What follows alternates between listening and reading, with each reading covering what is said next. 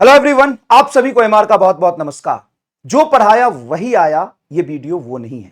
ये वीडियो है नीट 2026 में 2026 में जो पेपर आया है वो पेपर कैसा आया है उसकी एनालिसिस करेंगे। कहां से आया है, किस तरह के क्वेश्चंस थे, किस लेवल के क्वेश्चंस थे, इस बात की बात करेंगे।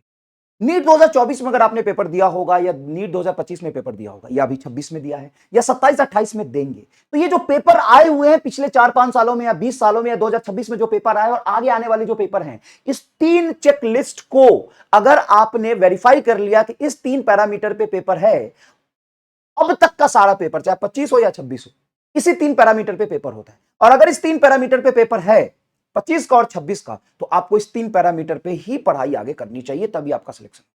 पहला पैरामीटर है एनटीए ने जो सिलेबस दिया हुआ है बहुत लिमिटेड एट शॉर्ट में है, क्या वहां से क्वेश्चन आया कि नहीं है। एनसीईआरटी की जो थ्योरी है बहुत लिमिटेड है। हम बहुत सारी चीजें क्लास में ऐसी पढ़ती जो एनसीईआरटी में नहीं है, एनटीए के सिलेबस में नहीं है, क्या वहां से सवाल है। और लास्ट के 20 साल या 25 साल का जो पीवाईक्यू का पैटर्न था, क्या वहां से सवाल है। ये 3 चेकलिस्ट, इस 3 पैरामीटर पे क्या नीट 2025 का पेपर आया था, क्या नीट 2026 का पेपर आया, क्या नीट 2024 का पेपर आया। ये इस बात की अगर आपने डिस्कशन कर लिया, इस माइंडसेट से अगर आपने पढ़ लिया, तो आपका सिलेक्शन आसान हो जाएगा। कुछ भी पढ़ने से सिलेक्शन नहीं होगा। जैसे मैं क्लास में बहुत सारी ऐसी चीजें पढ़ाता हूं, बोल के पढ़ाता हूं जो इंडिया के सिलेबस में नहीं है, जिससे सवाल कभी आए ही नहीं है और आने की प्रोबेबिलिटी बहुत कम है। लेकिन 2025 जैसा अगर 2-3 क्वेश्चन आ भी गया, तो रैंक 1 उसी का था जो 2-3 क्वेश्चन छोड़ा था। नीट 2025 में 32-33 क्वेश्चन करने वाले को टॉप 1000 रैंक मिला था, एमसीडी से केस मिला था 32 क्वेश्चन करने वाले। तो पेपर 25 जैसा जब आता है जिसमें 4 क्वेश्चंस बहुत अजीब से होते हैं, हमारा फोकस वहां चला जाता है। लेकिन जो 38-40 क्वेश्चंस जो विद इन सिलेबस था, इस 3 पैरामीटर को फॉलो कर रहा था, उस पर मेरा ध्यान ही नहीं जाता। एनसीईआरटी से एनटी ने जो सिलेबस दिया वो और 20 साल के पीवाईक्यू का पैटर्न, इस 3 को अगर नीट 2025 में जो फॉलो किया उसका सिलेक्शन हो गया। नीट 2025 में बच्चे तो बहुत एडवांस पढ़ के नहीं गए थे, वैसे ही पढ़ के गए थे जैसा पैटर्न था, लेकिन उन्हीं में से सिलेक्शन हुआ कि नहीं हुआ। फिर नीट 2025 के पेपर में आपने बहुत एडवांस पढ़ा, मैंने बहुत एडवांस पढ़ाया, लेकिन बहुत कुछ काम तो नहीं आया। काम क्या आया, काम क्या आया, जो नीट का पैटर्न है, जो एनटीए का सिलेबस है, जो एनसीईआरटी है, सबसे ज्यादा काम वही आया। तो अगर 26 जैसा पेपर आ जाए तो क्वेश्चंस 45 में से अगर आपको टॉप 500,000 में रैंक चाहिए तो 42-43 क्वेश्चंस करने पड़ेंगे, है ना, 40 से प्लस करने पड़ेंगे। और अगर नीट 25 जैसा पेपर आ जाए तो टॉप 1000 के लिए आपको 34-35 करने हैं। मैं ये नहीं कह रहा हूं कि 34-35 ही करने हमेशा, 34-35 करके बहुत बड़ा होता है। जब पेपर टफ है तो इतने क्वेश्चन तक कर लेना, टाइम बहुत कंज्यूमिंग होता है। 1 मिनट में करने वाले क्वेश्चन ही आप कर पाते हो एग्जाम में, वो जल्दी से बहुत लेंदी क्वेश्चन क्लिक नहीं करता। तो पहले 35-34 करना है, बाकी के बचे हुए क्वेश्चन बचे हुए टाइम में करेंगे अगर टाइम बचता है तो ये एटीट्यूड आपको रखना है।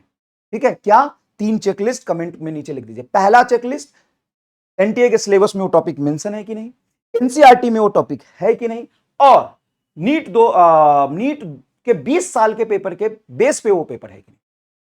तो बिल्कुल उस तरह की चीज हमने क्लास में भी पढ़ी थी। मैं आपको 43 क्वेश्चन एकदम सेम मतलब 25 क्वेश्चन तो 25 से 30 क्वेश्चन तो सेम लैंग्वेज सेम डेटा पे दिखा दूंगा आपको, सेम तरह के एकदम सेम डिट्टो सेम 25 से 30 क्वेश्चन सेम सेम एकदम डिट्टो सेम बोल रहा हूं मैं।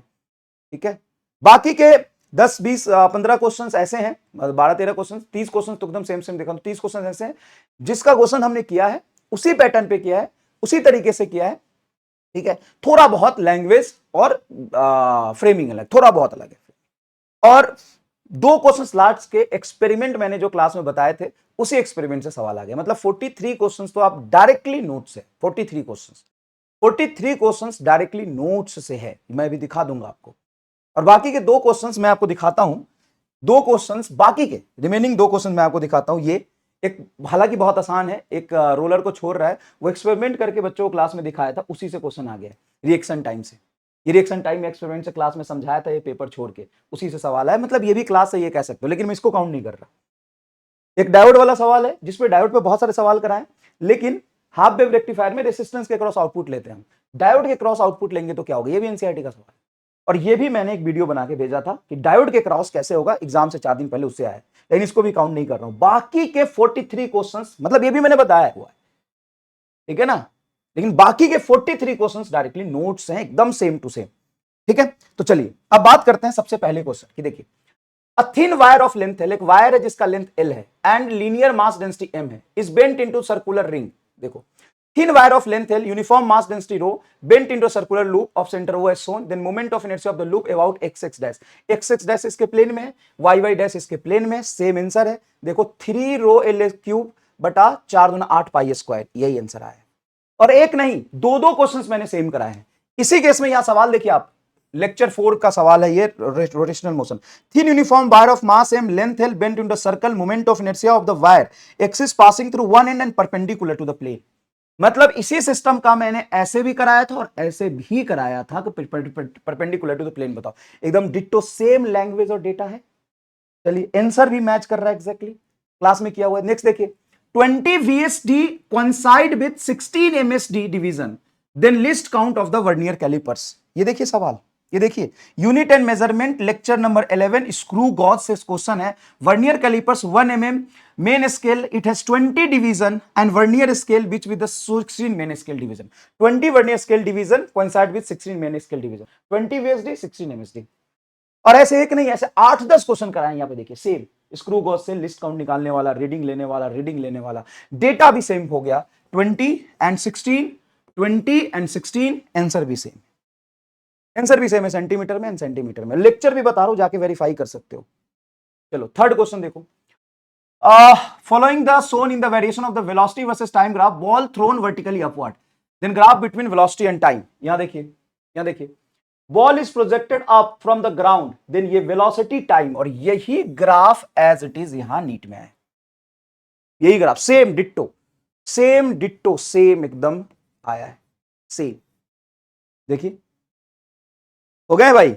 चलो नेक्स्ट देखो, consider two uncharged capacitor of equal capacitance 200 picofarad, one of them is charged by a 100 volt supply and disconnected, now the capacitor is connected to the uncharged capacitor, the amount of electrostatic energy lost. सवाल देखिए, ये सवाल देखिए, अब capacitor of capacitance 50 picofarad, ये 200 picofarad था और कुछ नहीं है, 100 वोल्ट मतलब 100 volt, and connected to another uncharged identical capacitor, connected uncharged capacitor, then electrostatic energy loss, electrostatic energy loss. ये होता है बात, ये होता है बात, फॉर्मूला नहीं, एकदम डिट्टो सेम लैंग्वेज और सेम क्वेश्चंस। इलेक्ट्रोस्टैटिक कैपेसिटेंस का होमवर्क सॉल्यूशन होमवर्क क्लास में दिया था और ये फॉर्मूला भी बताया, यहां पे देखिए यही फॉर्मूला लगा है जो कि आपको लेक्चर में ही बताया, लेक्चर में ही बताया। और same same ditto same question, capacitor of capacitance 50 picofarad, charge to 100 volt, देखो 200 पिकोफैराड 100 वोल्ट, अनचार्ज से जोड़ा है, अनचार्ज से जोड़ा है, इलेक्ट्रोस्टैटिक एनर्जी लॉस पूछा है, इलेक्ट्रोस्टैटिक एनर्जी लॉस पूछा है, इसमें कुछ आया है नैनो जूल के टर्म्स में, है ना, नैनो जूल में, और यहां पे माइक्रो जूल में है। तो देख रहे हो आप, 5वां क्वेश्चन देखो, मतलब ये देखना, एक्यूरेसी देखना क्लास का, ये मैंने बोला था कि नीट 2026 में आपको देखने को मिलेगा, मैंने बोला है उस पॉइंट पे, बोला है नीट 2026 में देखने को मिलेगा सेम सवाल। देखो एक कैपेसिटर यहां पे और ये 3 सीरीज में, पहले सी इक्विवेलेंट निकाला है, देखो सी इक्विवेलेंट निकाला है, देखो यहां पे देखो ये 4 ले लिया, और कितने 3 लिए, ठीक है, 1 2 3 4, और ये पैरेलल, यहां से इसके साथ ये पैरेलल, ये तीनों सीरीज में, सी इक्विवेलेंट पूछा है, सी इक्विवेलेंट, फिर टोटल चार्ज भी निकाला है, फिर चार्ज का रेशियो निकाला है, इसमें भी इस पे और इस पे चार्ज का रेशियो पूछा है, सेम सर्किट एकदम। नेक्स्ट देखिए, young double slit experiment using monochromatic light wavelength lambda, the intensity of the light at a point on the screen where the path difference lambda is k unit। देखिए सवाल, young modulus experiment, the intensity of the light at a point on the screen where the path difference is lambda is k, then the intensity of the point where the path difference lambda by 4, path difference lambda by 3, और इसको circle करके मैंने यही बताया था, यहाँ पे lambda by 3 होगा तो क्या होगा, lambda by 2 होगा तो क्या होगा, सेम एकदम डिट्टो। ये लेक्चर भी है यहाँ पे, PhD on YDC wave optics lecture 3, ठीक है। नेक्स्ट देखिए, ये बहुत इंपॉर्टेंट है, इसमें क्या बोला है कि भाई in a metre experiment the position of cell and galvanometer are interchange, यही लिखा है। देखना एक्यूरेसी, देखना cell and galvanometer are interchange, then कोई चेंज नहीं आएगा, यही था। देखो यहां पर position of battery and galvanometer interchange, then condition remain same. ये तुमको बता दो, करंट इलेक्ट्रिसिटी बी टेस्ट नोट बीज 8:35 AM सुबह सुबह का लेक्चर है, एकदम तड़के 8:30 से लेक्चर होता था एक इनका, आप देख सकते हैं करंट इलेक्ट्रिसिटी का लेक्चर नंबर 7, ये बताया है कि पोजीशन ऑफ बैटरी अगर इंटरचेंज करते हैं तो कोई फर्क नहीं पड़ता, उसी से सवाल आया है डायरेक्ट, ठीक है। आगे देखिए, नेक्स्ट देखिए, an AC circuit contain resistance capacitance and the inductance 1 millihenry, then resonance frequency क्या होगा, देखिए capacitance, resistance and inductance 10 millihenry, then resonance angular frequency निकाला। इसका भी आंसर है 1.59 और इसका आंसर था 15.9। बस एक जीरो का फर्क है, लैंग्वेज सेम, डेटा सेम, ये 0.1 माइक्रोफैराड और ये 1 माइक्रोफैराड, बस ये आपका देखिए 1 मिली हेनरी और भाई ये 10 मिली हेनरी, बस एक 10 का जीरो का फर्क है बस, इसलिए 15.9 और ये 1.9, सॉरी 1.59, बस एक 10 का है, बाकी same concept, same formula, same logic, सब कुछ सेम। ये देखिए भाई बैटरी लगाया, 1 2 3 4 डायोड से बेस्ड है, देखो 1 2 3 4, 2 फॉरवर्ड में और 2 रिवर्स में, सेम सेम डिटो। अब कहोगे सर जेई मेन का सवाल, हाँ है, तो इसीलिए तो पीवाईक्यू बेस्ड पढ़ाते भी है, क्योंकि पहले एनसीईआरटी एनटीए का सिलेबस फिर पीवाईक्यू बेस्ड पढ़ना बहुत जरूरी है। नेक्स्ट देखिए रेसिस्टेंस कनेक्ट, ये बहुत इंपॉर्टेंट है, जनरली बच्चा ये छोड़ देता है, क्या मैं आपको बार बार पढ़ाता हूं और मैंने बोला है कि ये बहुत इंपॉर्टेंट है और नीट में सवाल आएगा और आया है, ये आया है, मैंने कॉपी करने के लिए बोला था और नीट लिख दिया था इस पे। देखो कार बैटरी ऑफ 12 वोल्ट है ना, देखो car battery of 12 volt, EMF and resistance 2 ओम, देखो यहां पे रेसिस्टेंस 10 का पावर माइनस 2 ओम दिया है, then terminal potential difference same एकदम। तो 10 क्वेश्चन मैंने ऐसे बता दिए एकदम ditto, same language same topic से सवाल है।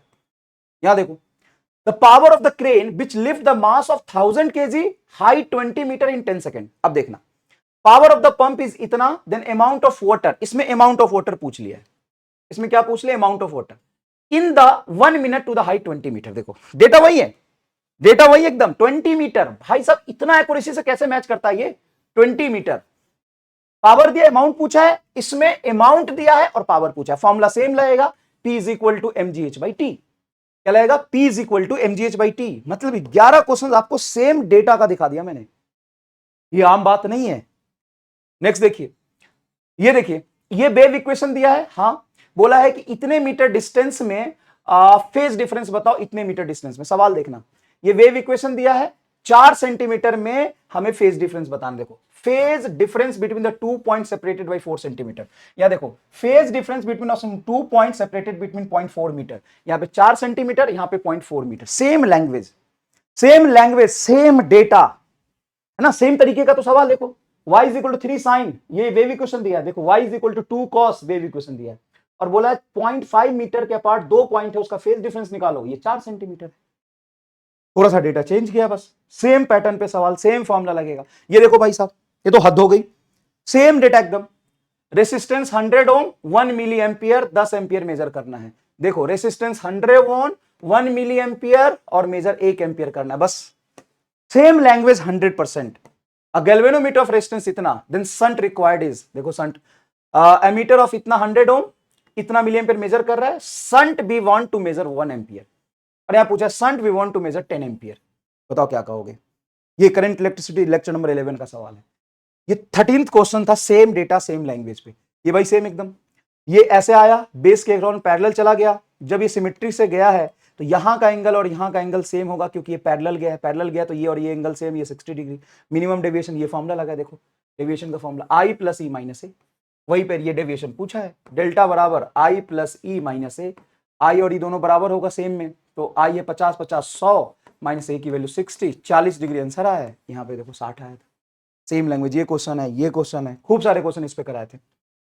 नेक्स्ट देखिए, ये देखिए एकदम same data, same type, same language, सवाल देखिए आपको समझ में आएगा, सवाल देखिए आपको समझ में आएगा, सवाल देखिए क्या कह रहा है, सवाल कह रहा है AC circuit the current expression I बराबर 100 साइन 200 पाई थी, ठीक है, okay, in this circuit the current rises from 0 to peak value in time, 0 to peak value in time small t बराबर कैपिटल T बाई 4, यही था। यहां देखिए how long it will the current starting from 0 to take the peak value T is equal to capital T by 4, 15 questions direct same type के बता दिया। A room heater of rated इतना watt and इतना voltage. If the supply voltage drops to 200 volt, then what will be the consume power? तो ये formula आपको बताया था, P consume बराबर P rated into V rated बटा V supply, नहीं V supply बटा V rated का होल स्क्वायर, है ना। और देखो आपको दिया हुआ है rated power, rated voltage, supply voltage, यही तो दिया हुआ है, देखो यही है, ये देखो फॉर्मूला पर है एकदम, देखो ये देखो क्या लिखा है, और सवाल भी कराए, ऐसी बात नहीं, इस पे क्वेश्चंस कराए, देखो इस पे क्वेश्चंस कराए। ये पहले फॉर्मूला आपको बताया, देखिए वी कंज्यूमर को वी रेटेड वी एस बटा वी आर का होल स्क्वायर, इस पे सवाल करा है। देखिए ये एक्चुअल में सवाल किया है कि एक बल्ब है 100 वाट का 220 वोल्ट का, देखो 400 वाट का 220 वोल्ट का, एकदम सेम। अब यहाँ पे 100 वोल्ट हमने सप्लाई कर दिया, तो देखो पी कंज्यूम निकाला है, और वही सवाल एज इट इज आ गया, वही सवाल एज इट इज आ गया। नेक्स्ट देखिए, object is taken to the height 2r above the surface of earth, है ना। देखो height equal to the radius of the earth r, यहां पे r पे ले गया था, यहां पे 2r पे ले गया था, यहां पे कहां ले गया था, 2r पे ले गया था, 2r पे ले गया था। तो वर्क डन बराबर चेंज इन पोटेंशियल एनर्जी, यही पूछी थी। नेक्स्ट देखिए, ये आपका सॉलिड सिलिंड्रिकल वायर है, करंट ऐसे यूनिफॉर्मली फ्लो कर रहा है, तो मैग्नेटिक फील्ड अंदर में डायरेक्टली प्रोपोर्शनल टू आर और बाहर में inversely proportional to r square, sorry inversely proportional to r. ठीक है, देखिए यहाँ पे ये ग्राफ एग्जैक्टली बना है, वही चीज आपको यहाँ दिख गई, same to same, same to same एकदम। तो बात ये है, मैं ये समझाने की कोशिश कर रहा हूं, अदरवाइज मत लीजिएगा कि 3 पैरामीटर को आपको जज करना है। जब भी आप कुछ भी पढ़ो, जब भी कुछ भी पढ़ो, तो हो सकता है कि कुछ एनसीईआरटी में ना हो लेकिन नीट के पीवाईक्यू में हो सकता है नीट के पीवाईक्यू में ना हो लेकिन उसमें एनसीईआरटी में या हो सकता है एनटीए के सिलेबस में हो। इन तीनों का एक एक लाइन अगर कवर कर लिया ना आपने, तो बहुत रिलेवेंसी के साथ आपका सिलेक्शन हो जाएगा, बहुत रिलेवेंसी के साथ आपका सिलेक्शन हो जाएगा। ये भाई देखिए, ये मैं ईएम वेव के क्लास में 2 क्लास लिए थे, उसमें होमवर्क दिया था, फिर उसको असाइनमेंट के फॉर्म में सॉल्यूशन कराया था, solution of assignment extra recorded lecture, देखो ना एक्स्ट्रा रिकॉर्डेड लेक्चर दोनों दिया था, 2 सवाल कराया था, UV rays, X ray, microwave, infrared का यूज क्या होगा, डायमंड, वाटर प्यूरिफिकेशन, रडार, और ये देखिए स्टडी ऑफ क्रिस्टल स्ट्रक्चर, देखिए nucleus, vibration of the atom, देखो electron in atom, light, microwave, visible light, gamma rays, infrared, देखो इंफ्रारेड, माइक्रोवेव, एक्सरे, यूवी, ये एकदम सेम टू सेम सवाल आ गया। 19 questions exactly same to same आपको दिखा दिए। ये देखिए 100 turns closely bounded circular coil, 5 centimetre radius, magnetic field इतना है, देन करंट बताओ, ये तो सवाल है।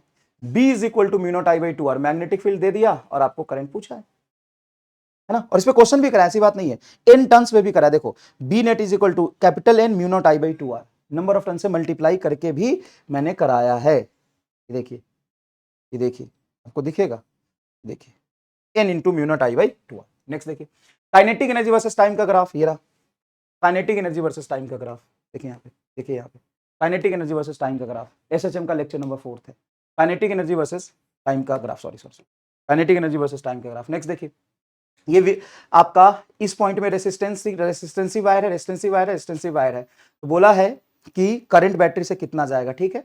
अब ये क्या है, 1/1 बी टेस्ट बीच बनेगा, तो ये हट जाएगा, सेम क्वेश्चन एकदम, हालांकि नीट 2013 का पूछा हुआ सवाल है। देखिए ये वही बोला कि बी टेस्ट बीच बन रहा है, 30 है, तो यहाँ पे बैलेंस हो जाएगा तो करंट नहीं जाएगा, तो यहाँ से करंट निकाला है, देखो एग्जैक्टली करंट निकाला है, ये हो जाएगा तुम्हारा 30 और 90 120, 30 और 10 40, 40 और 120 पैरेलल में। उसी तरीके से इसको हटाना है, इसको सीरीज में जोड़ना है, इसको सीरीज में जोड़ना है, फिर पैरेलल जोड़ना, समझ रहे हो, बी टेस्ट बीच पे डायरेक्ट सवाल है। नेक्स्ट देखिए, और मेटल वर्क फंक्शन इतना, which of the following wavelength of incident radiation not give rise to the photoelectric effect, और वेवलेंथ दिया हुआ है, तो तुम्हें वर्क फंक्शन देके बोला कौन से वेवलेंथ से फोटोइलेक्ट्रिक इफेक्ट नहीं होगा, तो देखिए the work function of the caesium is इतना इतना एंड इतना, एंड इंसिडेंट इलेक्ट्रोमैग्नेटिक रेडिएशन इतना, which of the photosynthesis surface में emit photo electrons, work function से कंपेयर करना था बस। और दूसरा सवाल भी दे, work function of the photosensitive metal is इतना, then longest wavelength that can causes photo, अरे भाई ये तो सवाल एग्जैक्टली सेम हो गया, मैंने इसको क्यों नहीं लिया, थोड़ा बहुत ऊपर नीचे हो जाता है। अब देखो लो मिलाओ,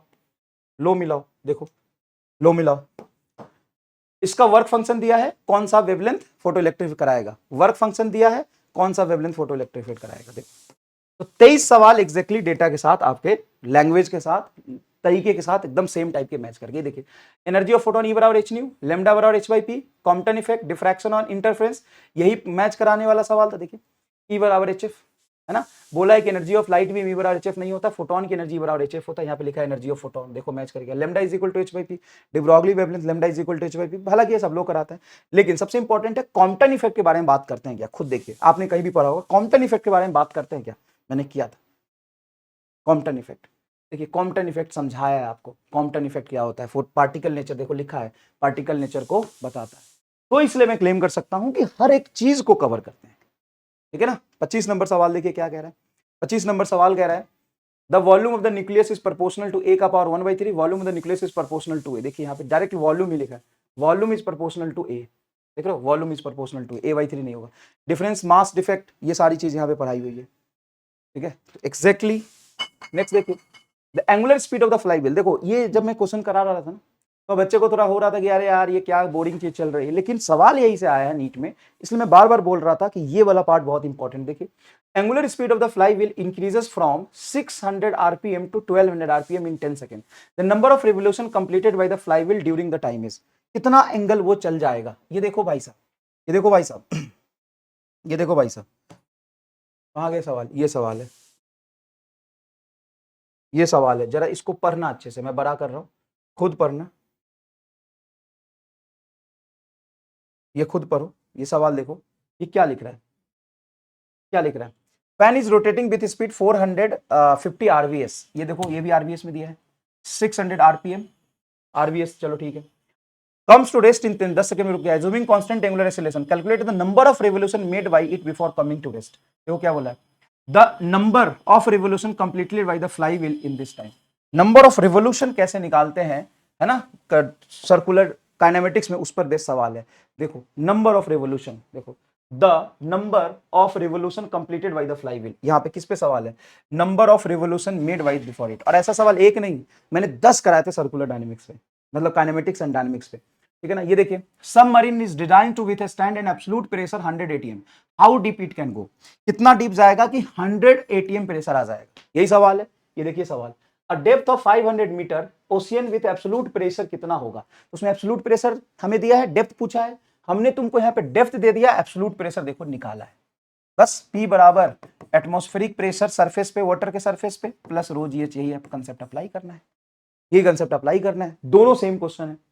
नेक्स्ट देखिए, which of the following statement is correct. Inside the conductor the electrostatic field is zero. Electric field the surface of conductor does not depends on surface charge density. Interior of the charge conductor, surface of the charge conductor the electrostatic field must be normal. अब यहां पर तुम खुद ही देखो, मैंने electrostatic of conductor करके topic पढ़ाता हूं पूरा, इलेक्ट्रोस्टैटिक ऑफ कंडक्टर करके टॉपिक पढ़ाता हूं। देखो लिखा है, electrostatic field inside conductor is zero, outside conducting surface electric field is sigma upon epsilon not, मतलब डिपेंड कर गया। When two conductors connected or touched equipotential, conductor create equipotential region, charge near to the conductor applied extra pressure और perpendicular भी होता है, ये भी लिखा है। नॉन यूनिफॉर्म इलेक्ट्रिक फील्ड, यहाँ पे बताया कि इलेक्ट्रिक फील्ड देखो सिग्मा डिपेंड करता है, और इसी रीजन में नेक्स्ट पेज पे लिखा है electric field perpendicular to conducting surface. और वही जो 7-8 स्टेटमेंट लिखे हैं इलेक्ट्रोस्टैटिक ऑफ कंडक्टर टॉपिक के अंदर, उसी पर सवाल आ गया। हाँ ये रहा ना, electric field perpendicular to the conducting surface, यही तो है। Electric field must be normal to the conducting, electrostatic potential is zero everywhere the conducting, नहीं गलत है, इलेक्ट्रोस्टैटिक पोटेंशियल कांस्टेंट होता है। ये जो 6 लाइन लिखा है उसी से 4 स्टेटमेंट बनाए हैं, गजब यार, कुछ सोचो, जो 6 लाइन बनाया उसी से नेक्स्ट स्टेटमेंट बनाए। Rectangular wire of loop of side 8 centimetre and 3 centimetre with a small cut is moving out of the region of uniform magnetic field, magnitude इतना tesla, directed normal to the plane of the loop, the EMF developed across the cut. ये तो सवाल है, देखो ये uniform magnetic field है, यहां से ये लूप बाहर निकल रहा है, तो इसमें इंड्यूस ईएमएफ कितना होगा, निकाला है। देखो इंड्यूस ईएमएफ निकाला है, बीवीएल, करंट भी निकाला है, फोर्स भी निकाला है, वर्क भी निकाला है, पावर भी निकाला है, और ऐसे सवाल 4 कराए। देखो ये भी वही सवाल है, रेक्टेंगुलर लूप अंदर जा रहे हैं, same to same, same language same type के 29 क्वेश्चन बता दिए। अब ये देखो, ये थोड़ा अलग था लेकिन ये भी क्लास में कराया हुआ। देखो sum of kinetic energy and potential energy 0.02 joule, 0.02 joule, then speed of the simple pendulum at the equilibrium position. सवाल देखना क्या क्या है, particle of mass 2 kg, force इतना लग रहा है, it crosses the mean position with speed इतना एंड मैकेनिकल एनर्जी इतना, then find potential energy of the particle at 1 metre. देखो टोटल मैकेनिकल एनर्जी दिया है, हाँ तो ये तो है, sum of kinetic energy and potential energy is equal to इतना, टोटल मैकेनिकल एनर्जी दिया है। Speed of the pendulum mean position पे आपसे पूछा है, और यहां पे क्या है कि आपको क्या दिया है, स्पीड दिया है, टोटल एनर्जी दिया है, पोटेंशियल एनर्जी यहां पे पूछा है। कुछ ज्यादा टफ क्वेश्चन है, ये तो ईजी है फिर भी, तो ईजी है फिर भी, और ऐसे क्वेश्चंस टोटल एनर्जी पे बहुत सारे आपको कराए थे। नेक्स्ट देखिए, unknown nucleus has the nuclear density इतना एंड मास इतना, then mass number A is approximately equal. तो देखो पूरा फॉर्मूला लगा के निकाला ये सवाल, जेई मेन का पूछा वो सवाल है, पूरा फॉर्मूला लगा कर रो बराबर मास अपन वॉल्यूम, यही लगाया था, और इसी आर क्यू को लिखा था आर नॉट इंटू ए। देखो r naught into A, zoom करके देख ले भाई, यही फॉर्मूला एग्जैक्टली सेम लग के सवाल सॉल्व हुआ है कि नहीं हुआ है बताओ, तुम देखो, देखो यहाँ पे मास 4/3 पाई आर क्यू, यही सवाल है एकदम। हाँ, यहां पे बस डेंसिटी पूछा था, यहां पे मास नंबर पूछा, फर्क इतने का। तो डेंसिटी पूछा है, यहां पे मास नंबर पूछा है, इतने का फर्क जरूर है ना, लेकिन फॉर्मूला सेम है, सब कुछ डिटो सेम तरीके से अप्लाई हुआ है। नेक्स्ट देखिए, ये मैंने बोला था नीट 2026 में यंग मॉडुलस का सवाल जरूर आएगा। देखिए यंग मॉडुलस पूछ लिया है ये, और बल्क मॉडुलस भी पूछा है। देखो बल्क मॉडुलस से पूछा है, young modulus compressibility 1/, bulk modulus होता है, बल्क मॉडुलस पॉइजन रेशियो, ये डायरेक्टली पूछा है। हालांकि पॉइजन रेशियो सिलेबस में नहीं है, लेकिन ये 3 कर लोगे तो तुम्हारा काम हो जाएगा। 33 देखिए, magnitude and direction of the acceleration of the body of mass 5 kg when the two mutually perpendicular force 8 Newton and 6 Newton act on it. 8 Newton 6 Newton perpendicular लग रहा है, देखो 30 न्यूटन 40 न्यूटन परपेंडिकुलर लग रहा है, एक्सेलरेशन कितना होगा। ये दूसरा सवाल भी करा है वेक्टर में, 5 न्यूटन 10 न्यूटन लग रहा है परपेंडिकुलर, तो रिजल्टेंट फोर्स कितना होगा। वही सेम पैटर्न पे करना है कि नहीं करना, बताओ। हाँ, रिजल्टेंट फोर्स की डायरेक्शन भी निकालनी है, वो मोशन इन प्लेन में भी बताया हुआ है। नेक्स्ट देखिए, in a concave lens ray of light emerging from the object parallel to the principal axis then after refraction first focus second focus. देखो ये पूरा रे डायग्राम बनाया मैंने, ये आपको दिखाया फर्स्ट फोकस, यहाँ पे देखिए सेकंड फोकस। देखिए ये रे आया गया, ये सेकंड फोकस से ऐसे इमर्ज हो रहा है। अब यहाँ पे इमिनेटिंग रे पूछा है, तो इमिनेटिंग रे ये हुआ, इमिनेटिंग रे ऐसे फर्स्ट फोकस से डाइवर्ज करता हुआ इधर गया है, किसी से पास नहीं किया ना। अगर इमेज फॉर्मेशन की बात करता तो वर्चुअल इमेज आपका सेकंड फोकस पे बना, ये बताया है फर्स्ट, देखो सारा बताया, इसमें भी बताया है, ये फर्स्ट फोकस, ये सेकंड फोकस, ये first focus second focus, 34 question as it is same बता दिए तुमको। ये देखो, speed of light in a vacuum is taken as unity, it takes इतना second to reach the earth, then distance between the sun and earth in new unit. ठीक है ना, ये रे ऑप्टिक्स का एक्चुअल में सवाल है, इसमें बहुत सारे सवाल ऐसे बनते। देखिए, the refractive index of the glass is इतना, crosses the slab of the इतना, then thickness of the slab is, देखिए स्लैब के थिकनेस पर सवाल पूछा है ना, एक दो नहीं, बहुत सारे ऐसे सवाल मैंने कराए। स्लैब की थिकनेस क्या होगी, तो इस डिस्टेंस और स्पीड इनटू टाइम, ये पीवाईक्यू पे सवाल ऐसे आए हुए हैं पहले भी। ये देखिए, box of 15 kg kept on the floor of the stationary trolley, the coefficient of friction is इतना, है ना, then the maximum acceleration on which trolley can move, यही तो बात है। Block A and B of mass 5 kg 3 kg, नीचे वाले का मास दे दिया, ऊपर वाले का मास दे दिया, कोएफिशिएंट ऑफ फ्रिक्शन दे दिया। देखो coefficient of friction between A and B is 0.5, then maximum force कितना लगाएंगे, तो मैक्सिमम फोर्स के लिए मैक्सिमम एक्सेलरेशन निकालोगे, ए मैक्सिमम बराबर म्यू जी, ये रहा आपका 5, सेम एकदम। वहां पे फोर्स भी पूछा था, इसमें फोर्स नहीं पूछा, डायरेक्टली एक्सेलरेशन बराबर मैक्सिमम एक्सेलरेशन बराबर म्यू इंटू जी, म्यू की वैल्यू है 12/100, जी की वैल्यू 10, 0 से 0 कट जाएगा, 1.2 इज आंसर, ये आ गया आंसर।